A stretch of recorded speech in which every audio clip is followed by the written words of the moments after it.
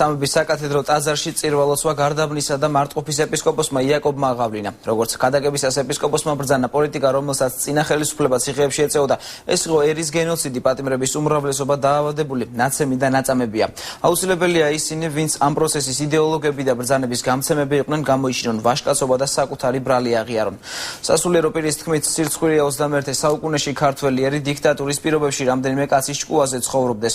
ერთს თავისი იდეოლოგია უნდა გააჩნდეს. საქართველო კი ევროპისკენ მიემართება და ამაში ხელს ვერავინ შეუშლის, ბრძანა ეპისკოპოსმა.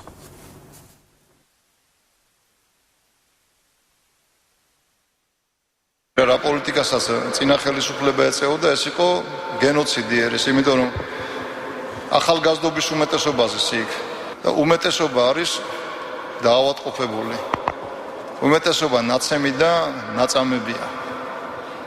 კიდევ დგანან და ამართლებენ სისტემის რაღაცას.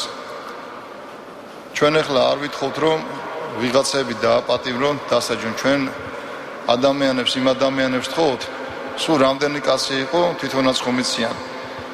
იდეოლოგები და ბრძანების გამცემები. ერთხელ მაინც გამოიჩინონ თავიანთ ცხოვრებაში ვაჟკაცობა და თავიანთი ბრალი აღიარონ და სხვები მაინც დაიცვან. თუ ვაჟკაცები არიან. სირცხვილია, რომ 21 საუკუნეში ისეთი ერი, როგორი ჩვენი ერია, დიქტატურის პირობებში ცხოვრობდეს. ან რამოდენიმე კაცის ჭკუაზე ცხოვრობდეს. ერთს თავის იდეოლოგია უნდა კონდეს და ეს აუცილებლად უნდა ვიცოდეთ, თუ რა ქვეყანას ვაშენებთ. ჩვენი ყველაზე ახლო სივრცე არის ევროპული სივრცე